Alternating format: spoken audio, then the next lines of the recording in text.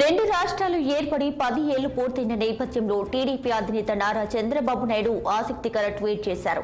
రెండు రాష్ట్రాల ప్రజలు బాగుండాలని ఆకాంక్షించారు. తెలుగు ప్రజలంతా ఒక్కటేనన్న ఆయన 10 కోట్ల తెలుగు తేజానికి జాతి మేటికి వెలగాలన్నది తన ఆకాంక్ష అంటూ వ్యాఖ్యానించారు. నాటి ఆర్థిక సంస్కరణల తర్వాత సంపద సృష్టికి బీజం పడిందన్న ఆయన ప్రభుత్వ విధానాల ద్వారా సంక్షేమం, అభివృద్ధితో ప్రజల జీవితాల్లో మార్పులు మొదలయ్యాయన్నారు. నాలెడ్జ్ ఎకనామీతో అవకాశాలను అందిపుచ్చుకొని భారతీయులు, మరీ ముఖ్యంగా తెలుగు ప్రజలు అద్భుత ఫలితాలు సాధిస్తున్నారంటూ ఎక్స్లో పేర్కొన్నారు.